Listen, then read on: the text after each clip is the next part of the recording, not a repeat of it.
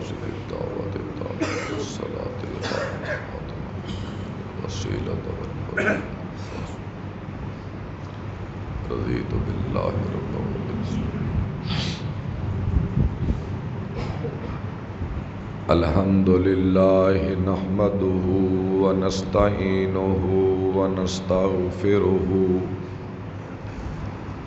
ونؤمن به ونتوكل عليه ونعوذ بالله من شرور أنفسنا ومن سيئات أعمالنا من يهده الله فلا مضل له ومن يضلله فلا هادي له وأشهد أن لا إله إلا الله وأشهد أن محمدًا عبده ورسوله اللهم صل على محمد وعلى آل محمد كما صليت على إبراهيم وعلى آل إبراهيم إنك حميد مجيد اللهم بارك على محمد وعلى آل محمد كما باركت على إبراهيم وعلى آل إبراهيم إنك حميد مجيد أما بعد فإن خير الحديث كتاب الله وخير الهدي هدي محمد صلى الله تعالى عليه وآله وسلم وشر الأمور محدثاتها وكل محدثة بدعة وكل بدعة ضلالة وكل ضلالة في النار واذكروا نعمة الله عليكم إذ كنتم أعداء فألف بين قلوبكم فأصبحتم بنعمته إخوانا وكنتم على شفا حفرة من النار فأنقذكم منها كذلك يبين الله لكم آياته لعلكم تشكرون صدق اللہ العظیم۔ تعریف ہے رب العالمین کی ذات اکبر کے لیے، درود و سلام انبیاء اور رسل کے سردار خاتم المرسلین سید الاولین والآخرین جناب محمد کریم صلی اللہ تعالی علیہ تحیۃ والسلام کی مبارک ذات پر۔ حضرات گرامی،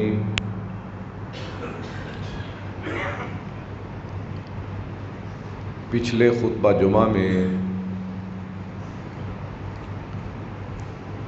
میں نے آپ حضرات کی خدمت میں آپ صلی اللہ علیہ وسلم کی مکی زندگی کے جو 13 سال ہیں اس میں سے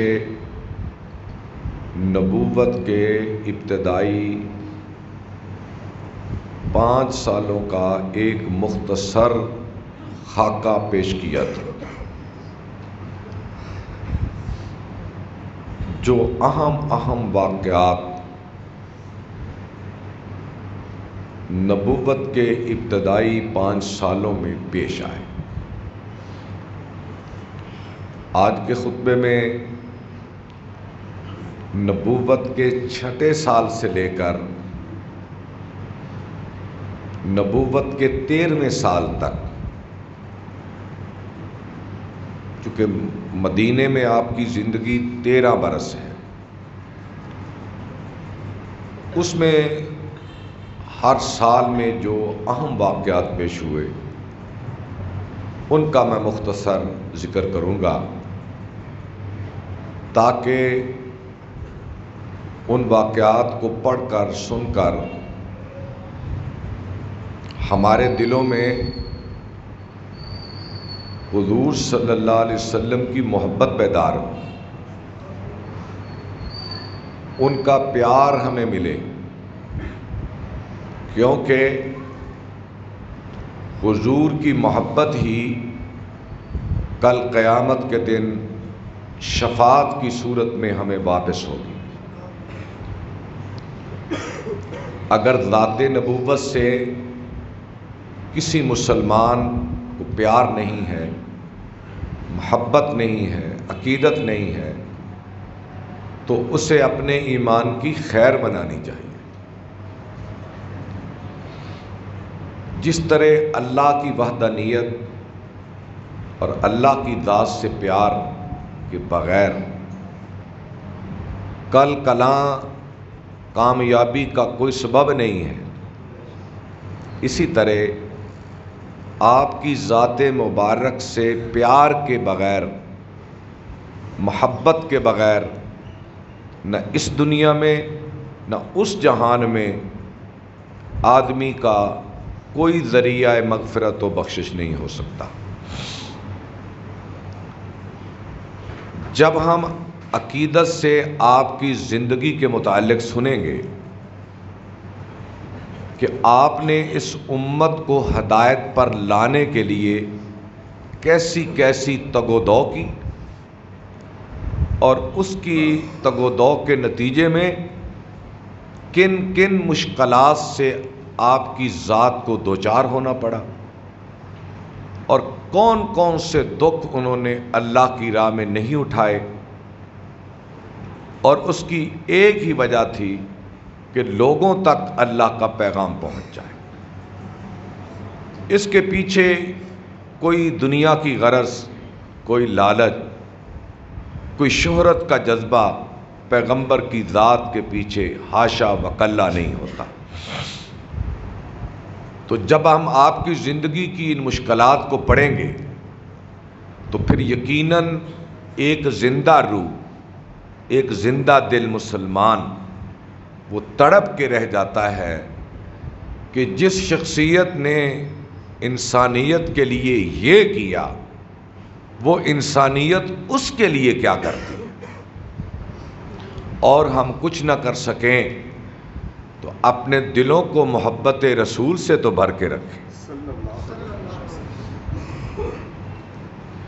آپ نے فرمایا لا یؤمن احدکم حتی اکون احب الیہ من والدہ وولدہ والناس اجمعین، کوئی شخص اس وقت تک مومن نہیں ہو سکتا جب تک وہ مجھ سے پیار اپنی اولاد سے، اپنے والدین سے اور اپنی جان سے بھی بڑھ کر مجھ سے پیار نہ کرے۔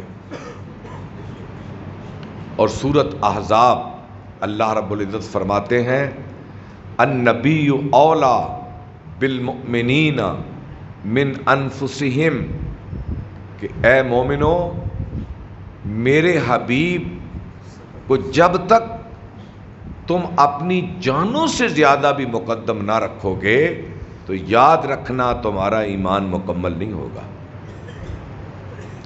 انسان کو سب سے پیاری اپنی جان ہے۔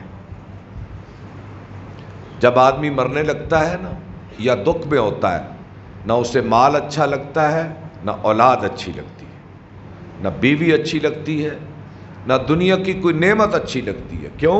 کہ اس کی جان کو دکھ ہے، اپنی جان کو دکھ ہے۔ اور کہا کہ اس جان کے دکھ سے بڑا دکھ تم پیغمبر کا دکھ سمجھو۔ اور یہ عملاً صحابہ نے ثابت کر کے بتایا ہے کہ جنگ احد میں آپ ایک پہاڑ کی چوٹی پہ چڑھ گئے، جب حالات بدلے تو ایک صحابی کا نام ہے حضرت طلحہ انصاری قریشی، عشرہ مبشرہ میں، اور ایک کا نام ہے حضرت سعد ابن ابی وقاص رضی اللہ، مہاجر ہیں، قریشی ہیں اور عشرہ مبشرہ میں ہیں۔ یہ حضرت سعد آپ کے دائیں تھے اور حضرت طلحہ آپ کے آگے تھے، اور ان کے آگے 7 انصار صحابہ کا حصار تھا. یہ 7 تھے اور اس کے آگے 7 انصار. آپ نے فرمایا بھائی آج جو میرا دفاع کرے گا میں اسے جنت کی ضمانت دیتا ہوں. یہ انصار بھی تھوڑا اونچی جگہ پر تھے، آپ ان سے اونچے تھے اور میدان نیچے تھے. ایک صحابی نے انصاری نے چھلانگ لگائی، لڑتا ہوا شہید. دوسرا، تیسرا، چوتھا، پانچواں، چھٹا، ساتواں، یکے بعد دیگرے چھلانگیں لگائیں. چونکہ 200 کے لگ بھگ کافر اس جگہ پر تھا، اور یہ 7 2 9 صحابہ باقی بکھرے ہوئے تھے. تو آپ نے فرمایا اے سعد، ہم نے انصار سے انصاف نہیں کیا، ہم نے انصار سے انصاف نہیں کیا. یعنی وہ تو انہوں نے ثابت کر دیا نا کہ ہمیں اپنی جان سے رسول کی جان زیادہ عزیز ہے. اور آپ کے آگے حضرت طلحہ تھے رضی اللہ عنہ، اور سارے تیر حضرت طلحہ کو لگ رہے تھے، پیٹ میں، رخسار میں، سر میں، گردن میں. اور ایک بار آپ نے ایڑیاں اٹھا کر حضرت طلحہ کے دائیں شانے کے یہ خلا جو ہے یہاں سے ایڑیاں اٹھا کر میدان کا حال دیکھنا چاہا، میدان کا. تو حضرت طلحہ نے دونوں ہاتھ ایسے کر دیے، یا رسول اللہ تیروں کی بچھاڑ ہے، آپ ایڑیاں اٹھا کر نہ دیکھیں. مجھے ڈر ہے کہ جب آپ ایڑیاں اٹھا کر دیکھیں گے تو کسی دشمن کا تیر آپ کو نہ لگ جائے. اور حضرت سعد ہیں، آپ انہیں کہہ رہے ہیں ارم فدا کا ابی و امی یا سعد. آپ کے پاس ترکش تھا جس میں تیر ہوتے ہیں، آپ نے اتارا اور وہ حضرت سعد کو دے دیا. کہا اے سعد یہ لو رسول کے تیر، یہ لو رسول کے تیر، ایک ایک کر کے لگاؤ نشانے پر. اے سعد تجھ پہ نبی کا ماں باپ قربان ہو جائے. ارم فدا کا ابی و امی یا سعد، اے سعد تجھ پہ میں محمد کا ماں باپ قربان ہو جائے. حضرت سعد پھر خوب نشانہ تان کر مارتے اور جس کو لگتا وہ زمین پہ گر جاتا. اچھا بات تو آگے کرنی تھی تھوڑی سی. جنگ ختم ہوئی تو حضرت طلحہ کو زمین پہ لٹایا گیا، زمین پہ، اور ان کے پاؤں سے لے کر سر تک جب زمین پہ لٹائے گئے تو صحابہ نے کھینچ کر تیر نکالے، اور 35 تیر ان کے جسم میں پیوست تھے. کتنے تیر؟ 35 تیر ان کے جسم میں پیوست تھے، جو رسول پاک صلی اللہ علیہ وسلم کے آگے کھڑے ہو کر اپنے پیٹ میں، اپنے سینے میں، اپنے جگر پر دشمنوں کے تیر سہ رہے تھے، اور کھاتے کھاتے کہہ رہے تھے یا رسول اللہ ایڑی نہ اٹھاؤ کہیں دشمن کا تیر آپ کو نہ لگ جائے. آپ جب میدان خالی ہوا آپ نے فرمایا میرے اصحاب الیوم یوم طلحہ، آج کے دن کا صحرا طلحہ کے نام، آج کے دن کا صحرا طلحہ کے نام. تو میں بات یہ کر رہا تھا کوئی شخص مومن نہیں ہو سکتا جب تک پیغمبر کی ذات اسے اپنی جان سے پیاری نہ.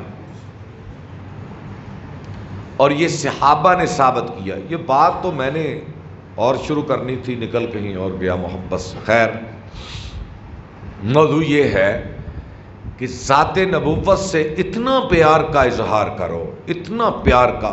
اور یہ جو درود پڑھتے ہیں یہ اظہار محبت ہے، ورنہ حضور ہماری دعاؤں کے محتاج نہیں. اے اللہ تو درود بھیج، رحمت بھیج، صلوات بھیج اپنے محمد نبی پر، سلام بھیج اپنے نبی پر. حضور ہماری دعاؤں کے محتاج ہیں. یہ اظہار تعلق ہے کہ بھئی تم میرے نبی سے اظہار تعلق کرتے رہو. وہ حدیث سنی ہے نا آپ نے کہ ابی بن کعب نے کہا یا رسول اللہ میں دعا کرتا ہوں تو میرا آپ پہ درود پڑھنے کو بڑا جی کرتا ہے. اگر میں ایسے کروں کہ 3 حصے دعا کر لیا کروں، ایک حصہ صرف درود پڑھتا رہا، تو کہ آپ نے فرمایا ٹھیک ہے لیکن تو درود کو ذرا اور بڑھا لے تو اچھا رہے گا. اس نے کہا یا رسول اللہ تو پھر میں ایسے نہ کروں کہ پوری دعا میں آدھا درود پڑھ لوں اور آدھی دعا کر لوں. آپ نے فرمایا اچھا ہے لیکن اور بڑھا لے تو اچھا ہوگا. ہاں؟ تو اس نے کہا یا رسول اللہ اگر میں 3 حصے درود پڑھ لوں، ایک حصہ اپنے لیے دعا کر لوں، کیسا ہے؟ آپ نے فرمایا اچھا ہے لیکن تو اور بڑھا لے تو اچھا ہے. اس نے کہا یا رسول اللہ پھر میں ایسے نہ کر دوں کہ میں درود ہی پڑھتا رہوں. آپ نے فرمایا اگر تو ایسے کرے تو تیری دنیا و آخرت کے سارے کام سدھر جائیں. تیری دنیا و آخرت کے سارے کام سدھر جائیں. اور پھر میں نے جملہ عرض کیا ہے کہ حضور ہمارے محتاج نہیں ہے. اللہ کیا کہتے ہیں ان اللہ و ملائکتہ، کہ اللہ اور اس کے فرشتے حضور پہ درود پڑھ رہے ہیں.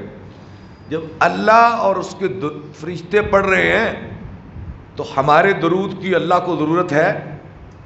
لیکن وہ کیا کہ یا ایھا الذین آمنوا صلوا علیہ وسلموا تسلیما، لیکن لوگوں تم بھی اللہ کے نبی پر درود بھیجو، اس سے تمہاری بگڑی بن جائے گی، تمہاری الجھی سلجھ جائے گی، تمہارے ٹیڑھے کام سیدھے ہو جائیں گے. تم اظہار محبت کرتے رہو. اس لیے آپ نے فرمایا من ذکرت عندہ ولم یصلی علیہ فہو بخیل، جس کے پاس میرا نام لیا جائے اور وہ درود نہ پڑھے اس سے بڑا کنجوس ہی کوئی نہیں. جبریل نے بد دعا کی، حضور نے آمین کہا. ہلاک ہو وہ شخص جس کے پاس میرا نام لیا جائے اور مجھ پر درود نہ پڑھے، وہ ہلاک ہو جائے. کہا کس نے؟ جبریل نے. آمین کس نے کہی؟ اللہ کے رسول. تو اس لیے میرے بھائیوں حضور سے محبت اس وجہ سے ہے کہ ایک انہوں نے ہمارے لیے کیا کیا کچھ. ایک باپ ہے نا، قرآن کہتا ہے تیرے رب نے یہ فیصلہ کیا ہے کہ عبادت صرف اللہ کی ہوگی. کیوں؟ وہ خالق ہے. عبادت خالق کے بغیر کسی نہیں ہو سکتی. مخلوق ہو نا جو، اس کی عبادت نہیں ہو سکتی چاہے جتنی بھی بڑی ہو. کیوں؟ کہ وہ خالق نہیں ہے. یہ آپ ایک جملہ میرا نوٹ کر لیں کہ عبادت، سجدہ، بندگی، پکار صرف اس سے ہو سکتی ہے جو خالق ہو. اور اس ساری کائنات میں خالق کون ہے؟ ایک اللہ، دوسرا ہے ہی کوئی. اچھا عبادت اس کی، یہ پکار جو ہے نا، یہ پکارنا، یہ عبادت ہے سب سے بڑی. ہم سجدہ کرتے ہیں نا، سجدہ بھی عبادت ہے، لیکن یہ پکارنا اس سے بڑی عبادت ہے. پکارا صرف اللہ کو جا سکتا ہے. کس کے لیے؟ حاجت کے لیے. اور مخلوق کو پکارا نہیں جا سکتا کیونکہ مخلوق قادر نہیں ہے. مخلوق قادر نہیں ہے، خالق ہی قادر ہوتا ہے. اللہ نے اس کو پیدا کیا، دوبارہ زندہ اللہ کرے گا. ہے کوئی قیامت کو اللہ کے سوا کو زندہ کرے؟ نہیں کرے. قبر میں ایک شخص چلا جاتا ہے، اچھا پوری دنیا مل کر اسے نکال کے زندہ کر کے تو دکھائے. حضور اپنے بیٹے ابراہیم کو ایسے ہاتھ پہ اٹھائے ہوئے 17 ماہ کا، اور آپ کہتے ہیں انا بفراقک یا ابراہیم لمحزونون، اے ابراہیم تیری جدائی نے تیرے باپ کو بڑا ستایا ہے. اچھا پیغمبر اپنے ہاتھ میں اپنے بیٹے کا لاشا اٹھائے ہوئے یہ کہہ رہا ہے. حضور سے بڑی ذات ہے کوئی مخلوق میں؟ نہیں، کوئی نہیں. تو خیر، اور مخلوق میں حضور سے بڑی کوئی ذات نہیں ہے. عبادت خالق کی، اتباع اللہ کے نبی کی صلی اللہ علیہ وسلم. اور آنکھیں بند کر کے جو نبی کی بات پہ دلیل مانگے گا وہ کافر. کتنی بڑی بات ہے. جو پیغمبر کی ذات پہ دلیل مانگے گا وہ کافر. جیسے میں نے ختم نبوت کے عنوان پر ایک جملہ کہا تھا امام ابو حنیفہ رحمۃ اللہ علیہ کا. ان کے زمانے میں کسی شخص نے نبوت کا دعویٰ کر دیا. ان کا ایک شاگرد امام صاحب سے کہنے لگا، امام صاحب فلاں آدمی نے نبوت کا دعویٰ کیا ہے، اگر اجازت دو تو میں اس سے جا کر اس کی نبوت کی دلیل نہ مانگوں. کیا مانگوں؟ دلیل نہ مانگوں، بھی کوئی معجزہ دکھا، کوئی نبوت کی دلیل دکھا. آپ نے فرمایا اگر تو اس سے جا کر نبوت کی دلیل مانگے گا نا تو بھی کافر ہو جائے گا. شاید مجھے اپنی بات سمجھانی نہیں آئی کہ آپ کی ذات کے بعد قیامت تک جو نبوت کا دعویٰ کرے گا نا تو ہم اس سے دلیل مانگنے جائیں گے، یہ بھی ہمارے ایمان کی کمزوری ہو. یہ بھی میرے ایمان کی شاید نبی ہو، یہی ہے نا دلیل مانگ شاید. تو اس طرح جو دلیل مانگے گا وہ بھی کافر، اور جو حضور کی بات کی دلیل مانگے گا وہ بھی کافر. اچھا اس سے بڑا اعزاز مخلوق میں ہے کسی کو؟ اللہ نے تو قرآن میں اپنے حبیب کو پکارنے کے سلیقے بتائے ہیں کہ بھئی تم ایسے نہ میرے نبی کو آواز دیا کرو جیسے ایک دوسرے کو کہتے ہو. نو نو نو، اگر تم اس طرح کرو گے میں تمہارے سارے اعمال برباد کر دوں. اور یہ واقعہ آیا ہے حضرت ابوبکر صدیق اور حضرت عمر آپس میں کسی بات پہ الجھ پڑے حضور کی موجودگی میں. آپ سورہ حجرات پڑھ کر دیکھیں، کسی بات پہ الجھ پڑے تو ان کی آوازیں اونچی ہو گئی. مجلس رسالت میں ان کی آوازیں اونچی ہو گئی تو یہ آیت اتری ان تحبط اعمالکم وانتم لا تشعرون. بھائی اے نام تو نہیں لیا لیکن نیچے کیا، اے ابو بکر، اے عمر، اگر تم میرے نبی کی مجلس میں تم بھی اونچی بولو گے نا تو میں تمہارے اعمال بھی ضائع کر دوں. اس سے اندازہ کریں کہ ذات نبوت کے آداب کتنے ہیں. اور یہ سب اللہ کا پیار ہے اپنے حبیب سے. اور وہ بتایا ہے کہ جب تک کلمہ گو مسلمان امتی میں یہ پیار منتقل نہیں ہوگا اس کا کوئی عمل میں اپنی بارگاہ میں قبول نہیں کروں گا.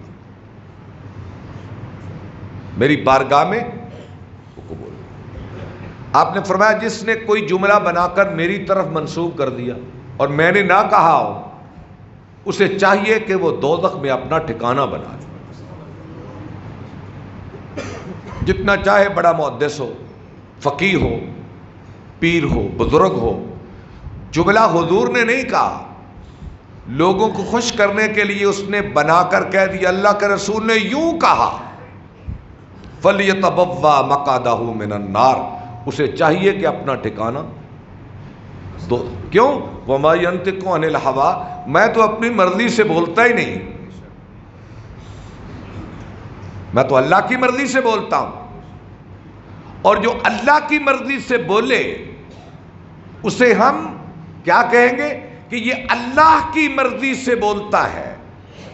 اور جو اللہ کی مرضی سے بولے اس سے محبت اور اطاعت نہ ہو تو اس سے بڑا بھی کوئی بد نصیب اور بد قسمت ہے. آپ چلیں ذرا مکے کی گلیوں میں چلیں، مکے کی گھاٹیوں میں چلیں کہ اس ذات نے کس طرح دنیا کے آرام کو تج کر کے چھوڑ کر اللہ کی راہوں میں کتنے دکھ اٹھائے. 5 نبوت میں ہجرت حبشہ ہو گئی، بڑے دکھ میں نے بتایا تھا، سورہ کاف اتری، یاد ہوا آپ کو؟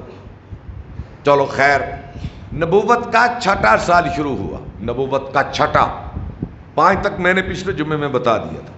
6واں سال شروع ہوا تو 5ویں اور 4تھے سال میں تو کافروں نے مسلمانوں کو مار مار کر ان بیچاروں کا کوئی حال نہیں چھوڑا. 2 سال میں جو جہاں ملتا اسے مارتے، حتیٰ کہ ان کی جرتیں یہاں تک بڑھ گئی، کن کی؟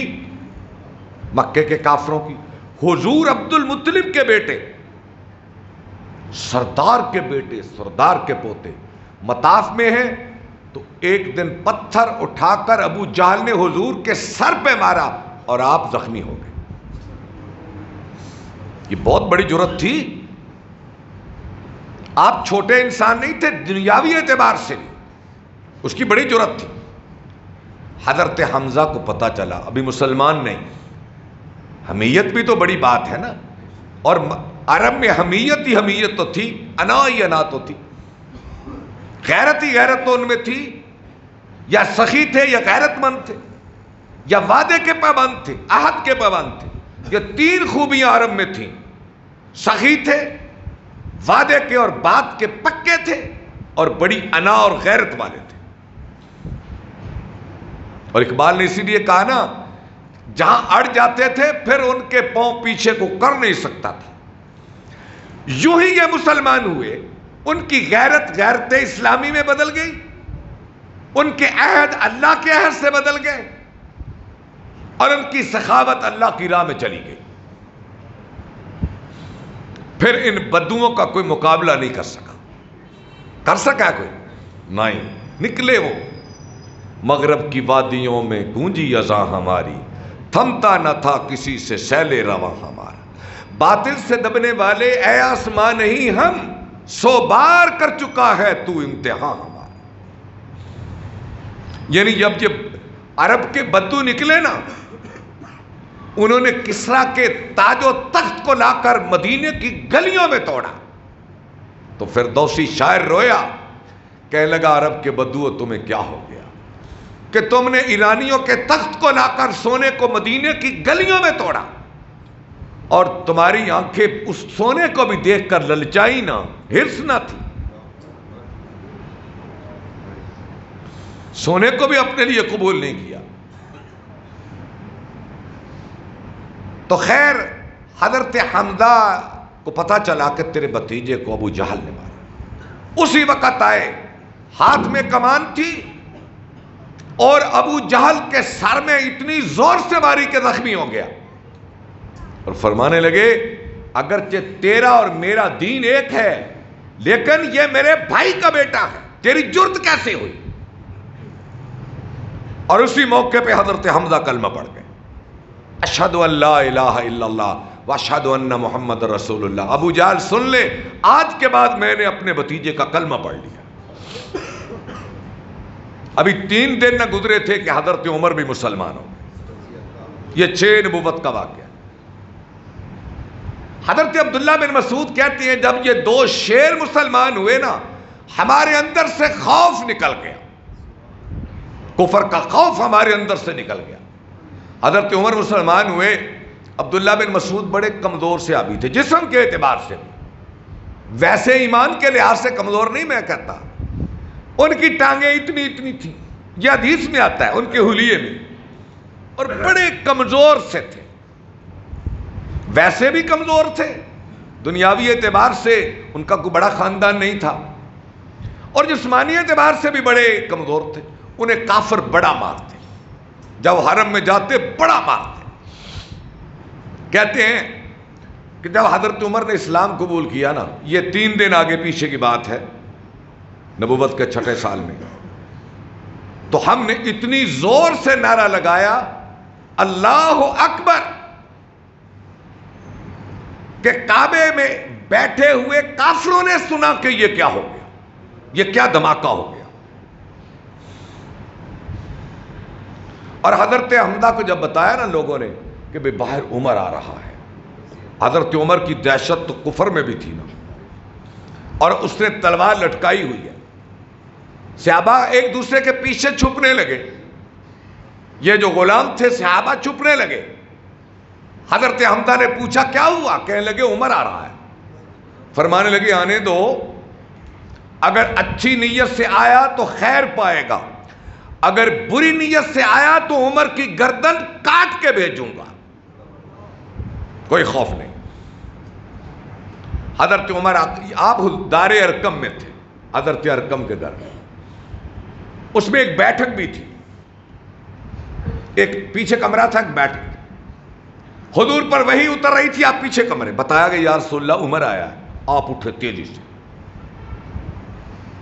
ایک صحابی حضرت خباب کہتے ہیں میں نے جمعرات کے دن حضور کو یہ کہتے ہوئے سنا، یا اللہ یا ابو جہل دے دے یا عمر دے دے۔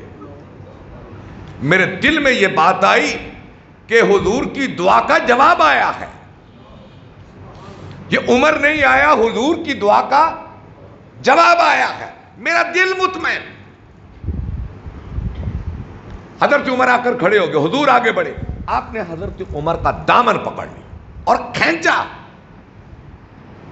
اور فرمایا عمر گمراہی کی گھاٹیوں میں کب تک الجھتا پھرے گا، اسلام کی روشنی میں چلا۔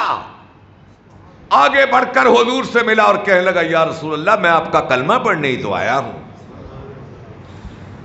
کلمہ پڑھا، نماز کا وقت ہوا، حضرت عمر کہنے لگے کہ نماز کعبے میں پڑھیں گے۔ صحابہ بڑے ڈرے، فرماتے عبداللہ بن مسعود کے پھر دو قطاریں لگ گئیں، ایک قطار کے آگے عمر اور ایک قطار کے آگے حمزہ، ہم پیچھے پیچھے۔ جب کعبے میں گئے تو رب ذوالجلال کی قسم ہماری طرف کسی نے آنکھ اٹھا کے بھی نہیں دیکھا۔ اب ان دونوں کے مسلمان ہونے سے کافروں میں بھی سوجھ بوجھ آ گئی۔ کہتے ہیں نا غصہ کمزور پہ چڑھتا ہے، جب طاقتور آگے آ جائے تو انسان کی عقل ٹھکانے آ جاتی ہے، آتی کہ نہیں؟ ہوش ٹھکانے آ جاتے ہیں۔ اب کافروں کے ہوش بھی ٹھکانے آ گئے، کہنے لگے ایسے کریں کہ محمد کریم صلی اللہ علیہ وسلم سے مذاکرات نہ کر لیں۔ مذاکرات بھی ہمیشہ برابر کی طاقت سے ہوتے ہیں اور صلح بھی ہمیشہ برابری کی بنیاد پہ ہوتی ہے۔ ایک تکڑا ہو، ایک ماڑا ہو، کمزور ہو، تو کمزور سے تو کوئی صلح بھی نہیں کرتا۔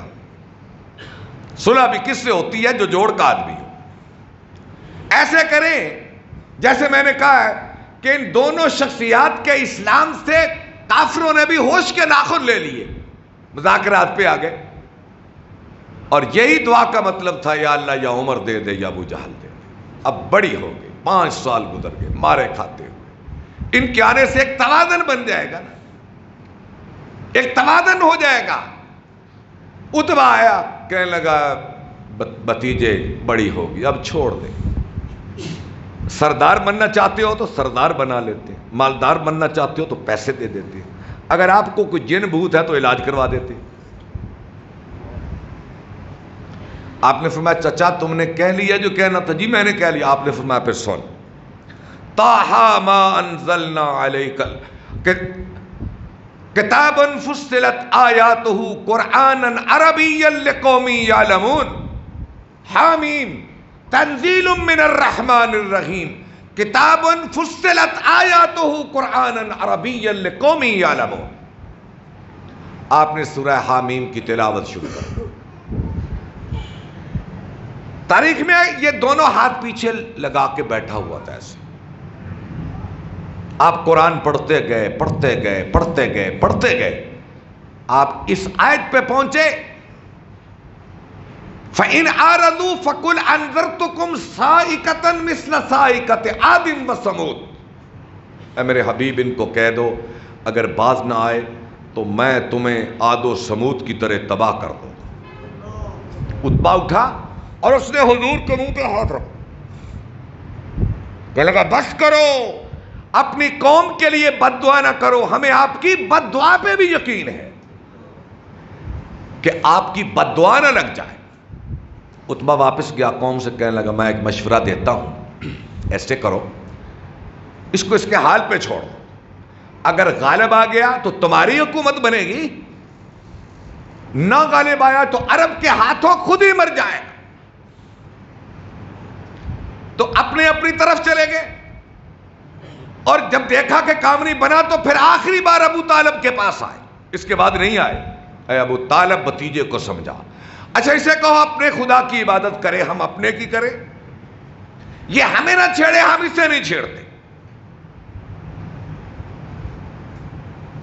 یہ ہمیں نہ چھیڑے، ہم اسے نہ. آپ نے فرمایا چچا ان سے ایک بات کہہ دو کہ ایک میری مان لو صرف، تو تم عرب اور عجم کے مالک بن جاؤ گے. عجم تمہیں جزیہ دے گا، عرب تمہارا ہو جائے گا. انہوں نے کہا یہ کون سی بڑی بات ہے، ہم مان لیتے ہیں. تو آپ نے ان سے فرمایا قولوا لا الہ الا اللہ، یہ کہہ لو، ایک شرط میری مان لو، تو عرب تمہارے متحد ہو جائے گا. کہنے لگے اس کا مطلب یہ ہے کہ ایک خدا کو مان لیں، اور ہمارے یہ لات منات گئے، یہ گئے، ان کی کوئی اہمیت کوئی حیثیت نہیں. یہ نہیں ہو سکتا کہ ہم ایک اللہ کو مانیں اور ان کو چھوڑ دیں. یہ تو باپ دادا کا دین ہے، اسے نہیں چھوڑ سکتے ہم. چلو چلو یہاں سے نکلو. اور ابو طالب کی مجلس سے اٹھ کے چلے گئے. اس کے بعد یہ 6 نبوت ہے. پھر شیب ابی طالب کا واقعہ پیش آیا. انہوں نے سماجی بائیکاٹ کیا، سوشل بائیکاٹ بنی ہاشم کا، اور اس کے نتیجے میں آپ کو، آپ کے خاندان کو جناب ابو طالب کی نمائندگی میں شیب ابی طالب، آپ حرم سے جائیں نا منا کی طرف تو راستے میں شیب ابی طالب آتی ہے. شیب کہتے ہیں گھاٹی کو، ابی طالب کا یہ پہاڑ ہے اور بیچ میں گھاٹی. 3 سال تک حضور اور آپ کا خاندان بند رہا. 7 8 9 نبوت کے 3 سال، 7 8 اور 9، 3 سال تک آپ شیب ابی طالب میں اپنے خاندان کے ساتھ بند رہے. اور یہ وہ زمانہ تھا، صحابہ کہتے ہیں ہم درختوں کے پتے چبایا کرتے تھے، اور خاندان نبوت کے بچوں کی رونے کی آوازیں کعبے میں آیا کرتی تھی بھوک کی وجہ سے. اور حضرت خدیجہ جیسی خاتون اتنی مالدار، کھانے کے لیے 2 وقت کا کھانا نہیں ہے. بھئی شیب ابی طالب میں ہمارے نبی بند رہے تو ہمارے لیے، یہ سارے دکھ اٹھائے تو ہمارے لیے. اب جب شیب ابی طالب سے نکلے تو یہ محرم کا مہینہ تھا اور 10 نبوت کا سال تھا. مکے کو چھوڑ کر پھر طائف میں نکلے. وہاں سے پھر عرض کروں گا آخر دعوانا